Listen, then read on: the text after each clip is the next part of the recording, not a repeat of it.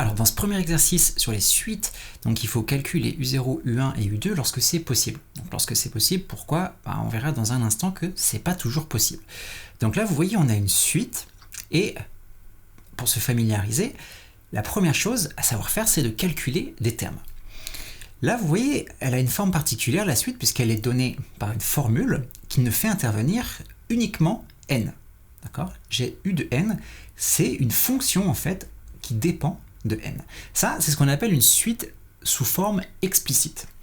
Et il y a uniquement deux formes à connaître, la forme explicite et les suites données par une relation de récurrence. Forme récurrente, forme explicite. Ça, c'est la première des deux.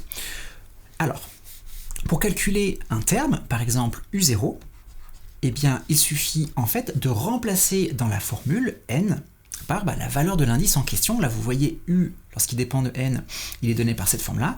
Eh bien, U0, ça va être le terme donné par donc moins 2 fois 0, plus 3, tout ça sous la racine carrée, plus, et là je remplace encore une fois n par l'indice en question, c'est-à-dire 0.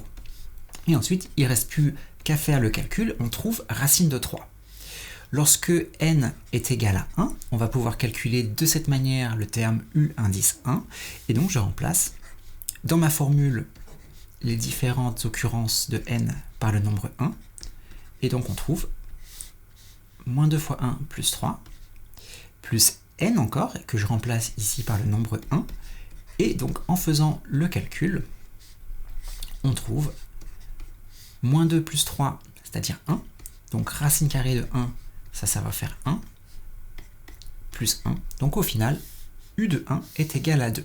Et donc vous voyez que finalement c'est un peu comme calculer les images des abscisses par une fonction.